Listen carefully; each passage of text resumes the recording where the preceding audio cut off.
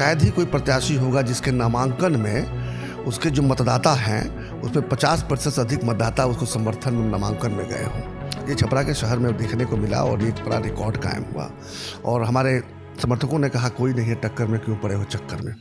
यदि मेरे जैसे लोग राजनीति में जाते हैं तो जो सरकारी धन है उनका हम सदुपयोग कर पाएंगे। लेकिन ईश्वर ने मुझे इस बार अवसर दिया है कि मुझे एक सामान्य विधान पार्षद से नेता बना दिया है। तो नमस्कार, मैं हूं प्रकाश चंद्रा और आप देख रहे हैं इस वक्त युवा शक्ति न्यूज। हर खबर पैनी नजर।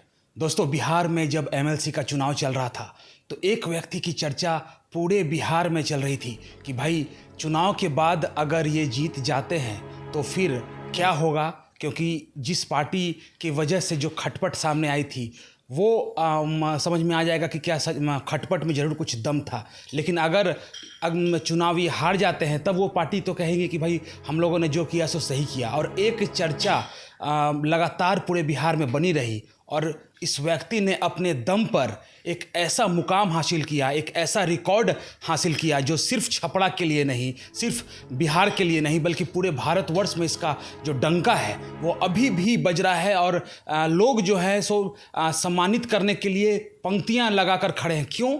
क्योंकि आपने निर्दलीय चुनाव लड़कर ये साबित कर दिया है कि आपके माथे पर चाहे टोपी किसी का हो, कंधे पर चाहे गमछा किसी भी पार्टी का ना हो, लेकिन आपके अपने दम पर, अपने समाज सेवा के कार्यों पर आप आगे बढ़ सकते हैं और चुनाव जीत सकते हैं। हमारे साथ सच्चिदानंद राय जी हैं। सर, बहुत बहुत स्वागत है। और बिहार में छपरा से जो डंका बजा वो तो पटना में लगातार बज ही रहा है। हमारे दर्शकों के लिए सच्चिदानंद राय का बहुत बहुत स्वागत है। बहुत बहुत धन्यवाद। सर, सवाल ये है कि जब चुनाव लड़ रहे थे उस समय तो आपके मन में ढेरों सवाल होंगे।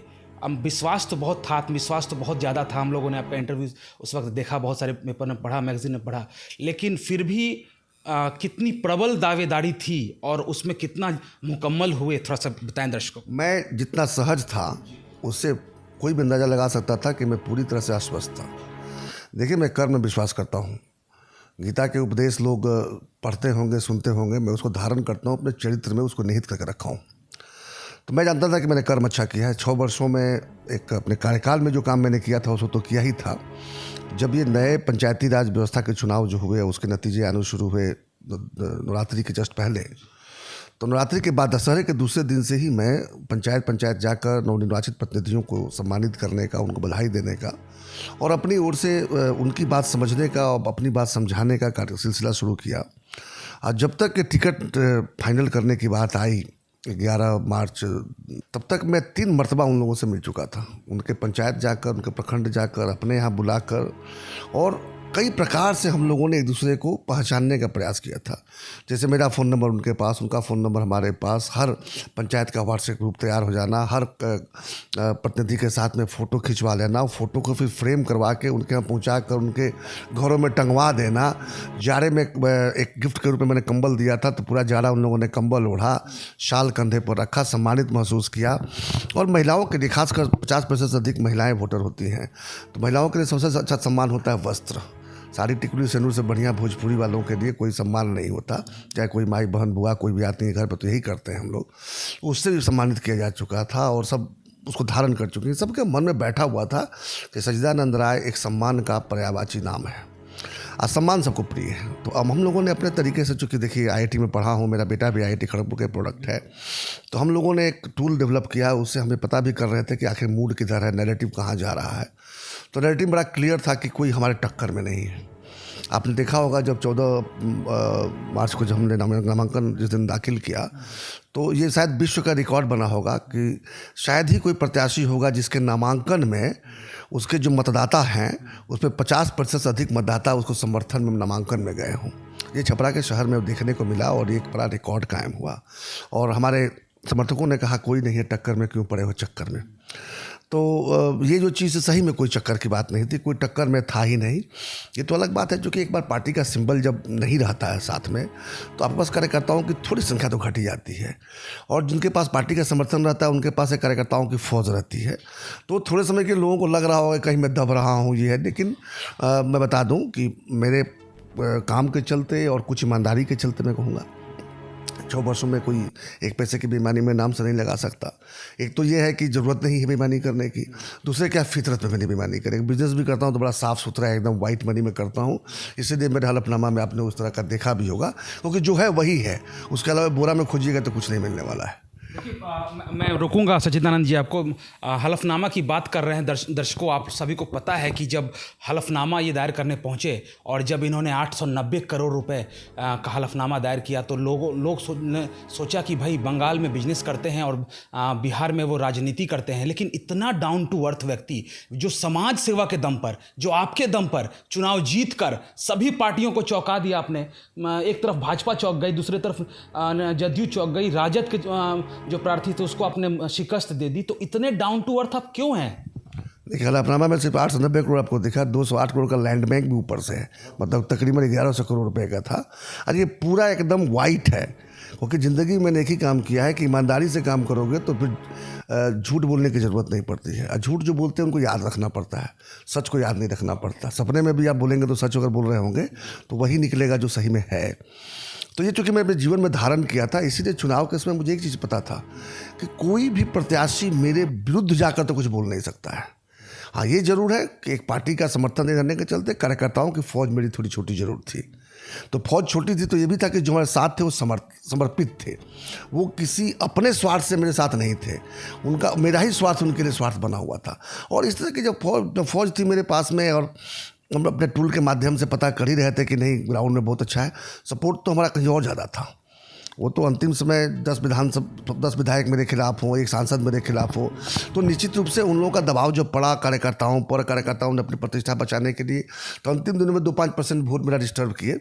यही कारण है कि मैं सिर्फ 11 गुना वोट ही पा पाया। 254 वोट मिला जो औपचारिक जो प्रत्याशी थे, अब मैं निर्दलीय होकर 2819 वोट पाया, जो कि 11 गुना से थोड़ा अधिक है। राष्ट्रीय जनता दल के जो प्रत्याशी थे जहाँ थे उसी के आसपास रहे, लेकिन सबसे बड़ी बात ये रही कि समर्थन जो मेरा था, हमने एनालिसिस किया हुआ है, ये अक्रॉस द बोर्ड था। ये पहला चुनाव है बिहार का जिसमें न जाति मैटर किया, न पार्टी मैटर किया, न मजहब मैटर किया, न कोई सिंबल मैटर किया। जो मैटर किया वो था एक प्रत्याशी की ईमानदारी, प्रत्याशी की छवि, प्रत्याशी का मेहनत और प्रत्याशी के किए हुए वादों पर लोगों का विश्वास। हमने जब कहा वादा तो हम नहीं कहते मैं वादा करता हूँ, मैं कहता था मेरा संकल्प है। पिछली बार भी मैंने 2 संकल्प लिए थे, उन संकल्पों को पूरा करके जाकर मैंने हिसाब दिया कि मैंने ये संकल्प लिया था और ये रहा उसका हिसाब किताब। और इस बार मैं 2 ही संकल्प तो क्या होता है, देखिए वादे तो सैकड़ों की जा सकते हैं, संकल्प जीवन में 1 या 2 ही होने चाहिए। मैंने 6 वर्षों के लिए 2 संकल्प लिया और दोनों संकल्प उनके समक्ष रखा। मैंने कहा कि पिछले 2 संकल्प जो थे मैंने पूरा किया है, इसलिए मुझे पूरा विश्वास है कि अगले 2 संकल्प भी मैं पूरा करूंगा और आप इस बात पर विश्वास करोगे। और लोग ताली बजा के उसको स्वीकार करते थे। बाकी जो औपचारिकताएं होती हैं चुनाव में तो हमें भी करना पड़ा, वो अलग चीज़ हो गई। लेकिन चुनाव जो है टिकट कटने के पहले फाइनल हो चुका था और 14 मार्च को जिस दिन नामांकन हुआ, अगर उसी दिन छपरा में ही कोई अगर वोटिंग करवा लिया होता तो 20 बूथ बनाने की ज़रूरत ही नहीं पड़ती। वहीं से थम्पिंग मेजॉरिटी के साथ मेरी जीत हो रही थी। दोस्तों, सच्चिदानंद राय जी के बारे में एक और बात कही जाती है कि जब एमएलसी थे उस दौरान और अभी भी रात 12 बजे, रात 2 बजे भी अगर आप फ़ोन करेंगे किसी भी हेल्प के लिए, कोई भी ऐसी दरकार के लिए, तो ये पहले व्यक्ति हैं जो अपने किसी व्यक्ति को उनके घर पर नहीं भेजते हैं, बल्कि ये खुद दौड़े चले आते हैं। यही वजह है कि जब निर्दलीय प्रत्याशी के तौर पर ही जब इन्होंने अपना नामांकन भरा, तभी से मीडिया या चीख कर कह रही थी कि भाई चुनाव अगर कोई इस यहाँ से जीतेगा, पूरे बिहार में अगर किसी का डंका बजेगा तो सच्चिदानंद राय का डंका बजेगा। सर, आईटी से भी जुड़े हुए हैं, ट्रांसपोर्ट से भी जुड़े हुए हैं, रियल एस्टेट का भी बिजनेस है। बड़ी बात यहाँ पर यह है कि समाज सेवा, राजनीति के साथ साथ समाज सेवा को किस नज़र से देखते हैं? आपके नज़र में उसका डेफिनेशन क्या है? मेरी समझ से राजनीति जो है समाज सेवा का एक सशक्त माध्यम है।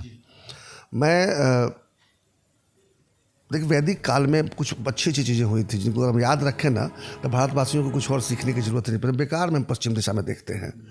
वैदिक काल में सबसे बड़ी बात थी कि वैदिक काल से लेकर आज तक, मतलब बीच में अंग्रेजों ने बिगाड़ दिया, हमारे ग्राम जितने सशक्त थे उतने विश्व के कोई ग्राम सशक्त नहीं थे।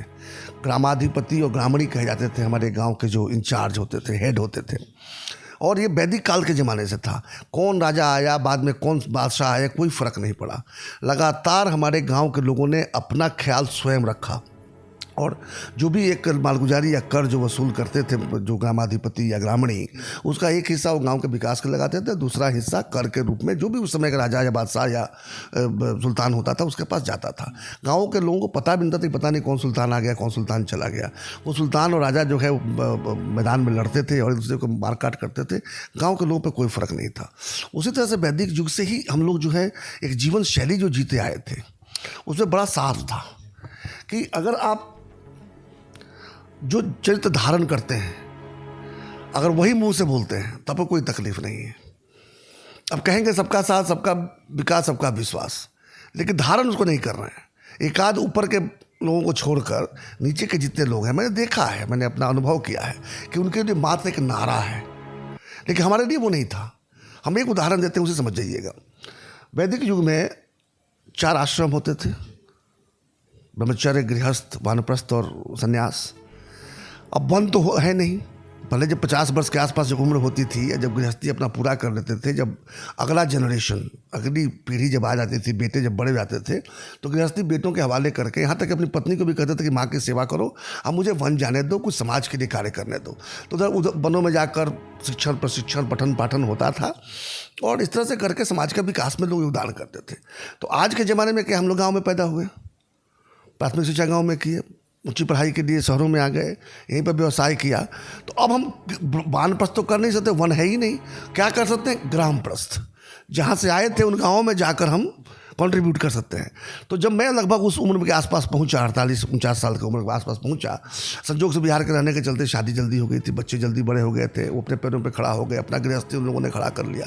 तो मेरे लिए बड़ा आसान था तय करना कि लो अपनी लकुटी की उमरिया संभालो, अपनी माँ की देखभाल करो, मैं चलता हूँ गाँव। गाँव जाकर मैंने पहला काम किया, संत जलेश्वर एकेडमी की स्थापना की। जलेश्वर राय मेरे पिताजी का नाम था, संत थे भी।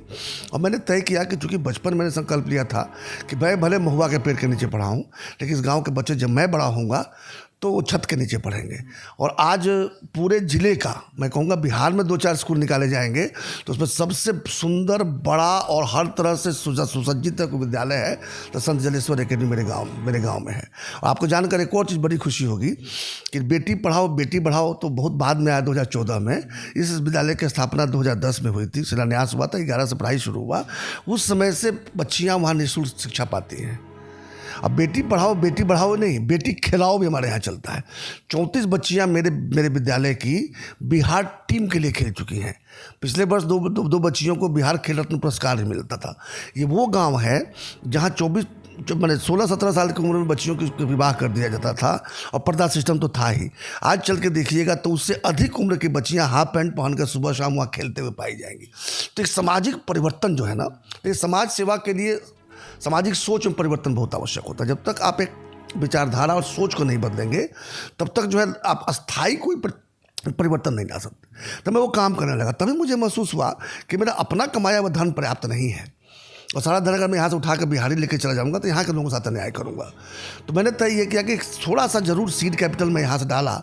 बाकी यदि मेरे जैसे लोग राजनीति में जाते हैं तो जो सरकारी धन है उनका हम सदुपयोग कर पाएंगे और वही हमने करने का प्रयास किया। ये अलग बात है कि पहले 6 वर्षों में बहुत कुछ नहीं कर पाया, लेकिन ईश्वर ने मुझे इस बार अवसर दिया है कि मुझे एक सामान्य विधान पार्षद से नेता बना दिया है। टिकट काटकर उन लोगों ने मुझे भी मेरी क्षमता से परिचय कराया और जनता भी बताया कि देखो तुम्हारी क्षमता ये है, तुम क्या इन टिकटों के पीछे पड़े हुए हो। और राजनीतिक दल भी समझ रहे हैं। मैं जानता हूँ आपका अगला सवाल क्या होने वाला है। मैं बता दूँ आपको, सारे दल मेरे संपर्क में हैं। ऐसा कोई भी दल नहीं जो मेरे संपर्क में नहीं है। जब मैं संपर्क की बात करता हूँ तो मैं शीर्ष नेताओं की बात कर रहा हूँ, मैं नीचे के लोगों की बात नहीं कर रहा हूँ। शीर्ष नेता मेरे संपर्क में है, लेकिन मैं किसी जल्दबाजी में नहीं। जो मेरे बिहार के लिए वो सर्वोत्तम होगा, जो मेरे छपरा वासियों का सर्वोत्तम होगा, जो मेरे मतदाताओं का सर्वोत्तम होगा और जो मेरी सोच के हिसाब से जनउपयोगी होगा, मैं उसी दल के साथ जाऊंगा। इसलिए नहीं कि मैं कमिटेड हूँ, कहीं बंधुआ हुआ उसने वहाँ चला जाऊँ या किसी ने मुझे व्यक्तिगत बड़ा प्रलोभन दे दिया इसलिए मैं चला जाऊँ। मेरे जो संकल्प हैं उन संकल्प की सिद्धि में जिसको भी मैं पाऊँगा कि मेरे साथ एक शक्ति जोड़ रहे हैं, जिस शक्ति का उपयोग करके मैं और जिन कार्यों के लिए आगे बढ़ाता, क्योंकि समाज सेवा और सामाजिक सोच में परिवर्तन के लिए राजनीति से बेहतर कोई माध्यम नहीं हो सकता। सबसे सशक्त माध्यम यदि है, अब देखिए नरेंद्र मोदी ने क्या बदलाव ला दिया। ये तो मानना पड़ेगा ना। नरेंद्र मोदी के पहले कोई समझता था कि एक राजनेता एक समाज पर इतना बड़ा प्रभाव डाल सकता है। देखिए कई चीज़ बदले हैं, मैं गिना नहीं सकता। मैं तो नरेंद्र मोदी का बहुत बड़ा भक्त, शब्द तो मैं थोड़ा गलत तरीके से देखा जा रहा है, लेकिन यदि भक्ति के हिसाब से देखा जाए तो मैं भक्त हूँ। अगर वो जो कनोटेशन जो दिया जाता है भक्त मतलब होता है अंधा जो सब मानने वाला, तब मैं नहीं हूँ। लेकिन मैं बता दूं उनके एक आध चीज़ों की आलोचना होती है जो कि सही भी है, तो अधिकांश काम उन्होंने ऐसा किया है जो एक व्यक्ति राजनीति का इस्तेमाल करके इतना बड़ा सामाजिक क्रांति ला सका। तो मैं अपने स्तर से उसी कोशिश में हूँ कि ठीक है, देश तो बहुत बड़ा है और उसके लिए मेरी उम्र भी शायद अब एक जगह पहुंच गई है, लेकिन अगर मैं अपने ज़िले के लिए या अपने राज्य के लिए भी मैं कोई अगर क्रांतिकारी परिवर्तन सोच में ला सका और उसके लिए मुझे यदि कोई अवसर मिलेगा तो मैं उसी दल के साथ जाऊंगा। लाख रुपए का सवाल है अभी बिहार के राजनीति में। पिछले सप्ताह आपने ललन सिंह जी से भी मुलाकात की थी, तो उसके क्या मायने निकाले जाएं बिहार की राजनीति के लिए? मैंने कहा ना, मैं नाम लेना नहीं चाहता, वो तो संजोग से एक फ़ोटो बाजार में आ गया इसलिए पता है आपको। किसी भी दल का कोई भी शीर्ष नेतृत्व नहीं है जो मेरे संपर्क में नहीं है। अब इसका अर्थ आप निकालते रहिए। लेकिन आपके भी मन में तो कुछ ना कुछ तो होगा ही, क्योंकि अब तो आपने पहले भी कहा कि अब आपकी जो क्षमता है वो भी अब खुलकर सामने आ गई, आपको नेता बना दिया गया है। देखिए क्षमता नहीं कहूँगा, ये तो देखिए एक साधारण व्यक्ति के अंदर जो क्षमता होती है ना, वो अवसर जब मिलता है तभी दिखाई देता है। हम एक साधारण व्यक्ति तो हैं ही, साथ में राजनीति में भी गया। विधान परिषद का चुनाव लड़ना, विधान पार्षद बन जाना, ये कोई बड़ी चीज़ नहीं है। चलिए मैं आपको रोकूंगा, मैं आपको रोकूंगा सिद्धांत जी। आप ये बताइए कि नीतीश कुमार जी से कितने ज़्यादा प्रेरित हैं आप पर्सनली? देखिए जब मैं बिहार में राजनीति के पहला कदम रखा तो नीतीश कुमार के मॉडल से प्रभावित होकर रखा था। बिहार में राजनीति की तरफ में जब थोड़ा बहुत मेरे कदम बढ़े तो गुजरात मॉडल से प्रभावित थे। मैं 2010 राजनीति में आया हूँ। अब गुजरात मॉडल 2001-2002 से शुरू हो गया था। 2010 तक गुजरात मॉडल और फिर इसके बाद से एनडीए का नीतीश मॉडल, ये दोनों मेरे समक्ष था। अब मैंने वो 2005 के पहले का भी बिहार देखा था और 5 से 10 का भी बिहार देखा था। ऐसा नहीं कि बिहार कोई बहुत बदल चुका था, लेकिन बिहार में जो बदलाव हो रहे थे बड़ी तेज़ी से हो रहे थे और निश्चित रूप से उसमें जो मुखिया होता है उसको क्रेडिट मिलता है। मैं बता दूँ बिहार का सबसे क्रांतिकारी परिवर्तन क्या है? महिला सशक्तिकरण। हमारे बिहार में सबसे बड़ी समस्या थी कि महिलाओं को हम लोग जो है एक सामान के रूप में इस्तेमाल करते थे और कम उम्र में शादी, पढ़ाई नहीं करवाना, काम नहीं करवाना, आधी आबादी को हम लोगों ने निकम्मा बना कर रख दिया था। नीतीश कुमार जी की सबसे बड़ी देन ये रही कि उन्होंने उस जंजीर को तोड़ा। आज अगर आप जाएंगे बिहार की सड़कों पे तो साइकिल चलाते हुए लड़कियां ज़्यादा दिखेंगी लड़कों के बनस्पत, स्कूटी चलाते हुए लड़कियां ज़्यादा दिखेंगी लड़कों के बनस्पत।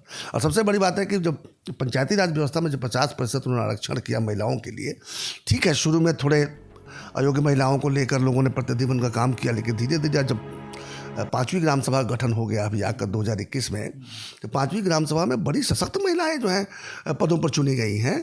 और हम लोगों ने तो कहना कठिन होगा क्योंकि मैं तो निर्दलीय हूँ, लेकिन जब मैं सरकार के साथ था तो हम लोगों ने बड़ा अच्छा एक निर्णय लिया कि इस बार ग्राम सभा की जितनी बैठकें होंगी उसमें चुनी हुई प्रतिनिधि ही भाग लेगी, उनका कोई प्रतिनिधि भाग नहीं देगा। जैसे विधायक और विधान पार्षद सांसदों का कोई प्रतिनिधि नहीं जाता प्रतिनिधित्व करने के लिए, हमें स्वयं उपस्थित होना पड़ता है। उसी तरह से गाँव को भी हम लोग मान लिया कि अब पंचायतें जो है परिपक्व हो गई हैं। तो ये जो एक महिला सशक्तिकरण का जो कार्यक्रम बिहार में हुआ है, बड़ा अटपटा लगेगा लोगों को सुनकर, क्योंकि लोग समझते हैं कि मैं नीतीश कुमार जी का हर चीज़ की आलोचना करता हूँ, एक आध चीज़ों की आलोचना करता हूँ और करूँगा, क्योंकि जनता का हम लोग क्या है, हम लोग तो जनता के स्पोक्स पर्सन है ना, हम ही ने उनका प्रवक्ता है। हम अंतिम ज़मीन पर क्या देखते हैं वो बात अगर हम नहीं पहुंचाएंगे तो हमारे नेता कैसे जानेंगे, हमारे मुखिया कैसे जानेंगे। तो कई बातों पर मैं आलोचना भी करता हूं, लेकिन खास करके महिला सशक्तिकरण के क्षेत्र में बिहार में नीतीश कुमार के नेतृत्व में जो कार्य हुआ है ये इतना सराहनीय है कि यदि इस क्षेत्र में कोई नोबेल प्राइज होता तो पहले हकदार होते तो नीतीश कुमार होते। एक सवाल ये भी है, शराबबंदी को लेकर बहुत सारी उहापोह मची हुई है बिहार से लेकर बंगाल तक, और बहुत सारे नेता उसे अच्छा बता रहे हैं। बिहार के कुछ नेता कह रहे हैं कि भाई इसमें कुछ संशोधन की ज़रूरत है, आप क्या कहते हैं? जब ये लागू हुआ था 2016 में, तो मैं शायद अकेला या पहला व्यक्ति था जो मैंने कहा था कि कानून तालिबानी है। तालिबानी कानून इसलिए कि इतनी अधिक शक्ति दी गई थी थाना को, पुलिस को, कि पुलिस राज स्थापित होने से कोई रोक नहीं सकता था। और ख़ास करके एक ऐसे पुलिस बल जो ऐसे ही बहुत अपर्याप्त हैं बिहार जैसे राज्य के लिए, 12 करोड़ 13 करोड़ की आबादी में जितने पुलिस बल हैं और जिस तरह के संसाधन उनके पास उपलब्ध हैं, तकनीकी संसाधन अथवा यातायात के संसाधन जो हैं वो इतने अपर्याप्त हैं कि उनको एक इतनी बड़ी जिम्मेदारी दे दी गई और साथ में एक इतना बड़ा इंसेंटिव दे दिया गया कि अगर वो शराब के तस्करों के साथ थोड़ा सा नरमी बरतते हैं तो लक्ष्मी की बारिश हो जानी है। तो मुझे पहले ही लग गया था कि एक बहुत बड़ा पुलिस स्टेट खड़ा करने की दिशा में हम लोग आगे बढ़ रहे हैं, जिसके लिए मेरी थोड़ी नोक झोंक भी हुई थी माननीय मुख्यमंत्री जी से।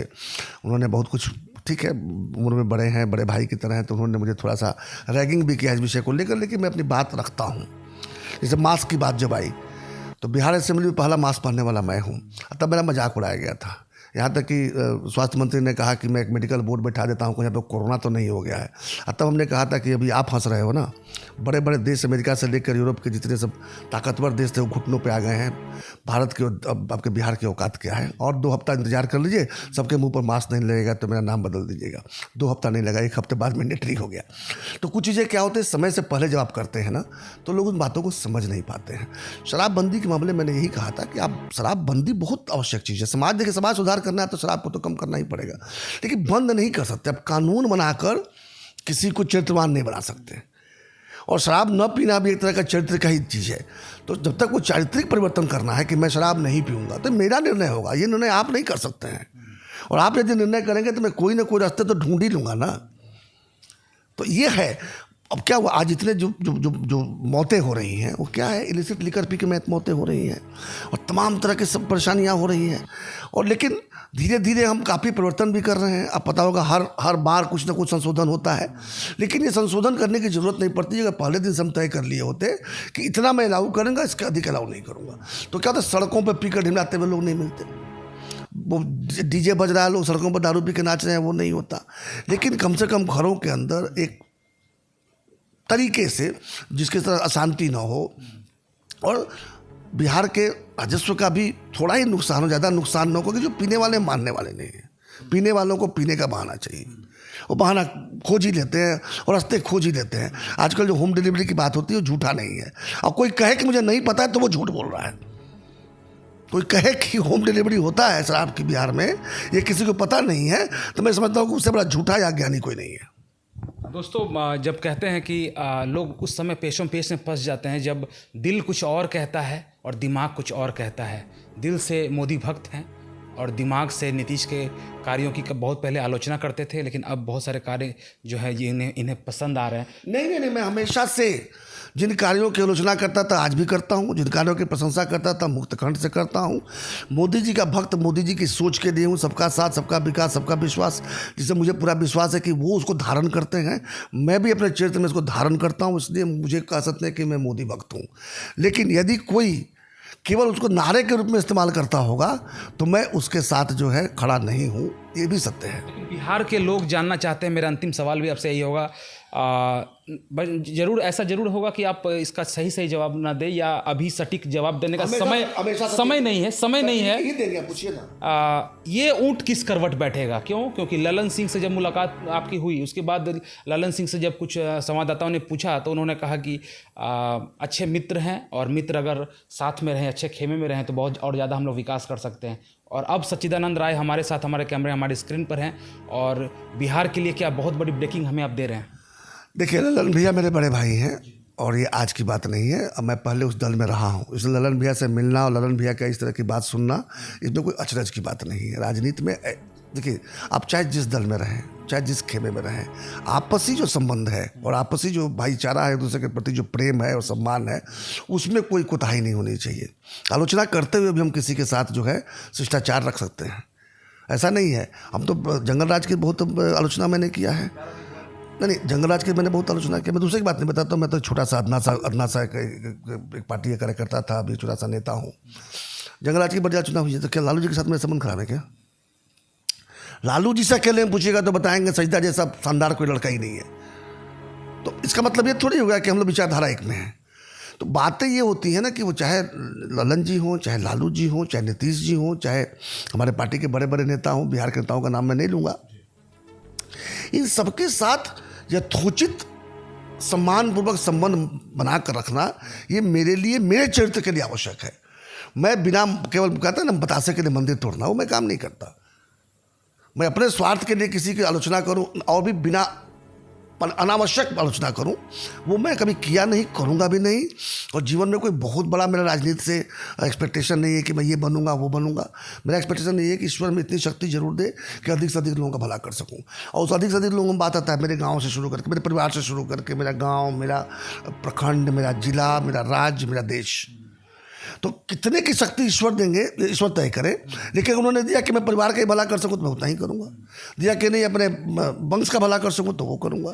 अगर देंगे नहीं मैं अपने पूरे जिले का देख सकूँ, और बहुत बढ़िया, ईश्वर ने बहुत बड़ी कृपा की हमारे ऊपर में, राज्य का देख सकूँगा तो फिर कहने की बात ही नहीं है। और यदि देश के हित में कुछ करने का ईश्वर शक्ति दे दे तो शक्ति का विस्तार इसलिए नहीं करना है कि मुझे चाहिए, शक्ति का विस्तार इसलिए करना है कि मैं उसका सदुपयोग करके कुछ अच्छे कार्य कर सकूँ। सच्चिदानंद राय जी जो है जरूर कोई ना कोई पार्टी तो ज्वाइन करेंगे ही, इस बात पर 100% मुहर है। लेकिन फिलहाल बिहार वासियों को इसके लिए थोड़ा इंतजार करना पड़ेगा। दोस्तों आप लोग देखते रहिए युवा शक्ति न्यूज़, हर खबर पैनी नजर। अपने इलाके की खबरों को जानने के लिए युवा शक्ति चैनल को सब्सक्राइब करें।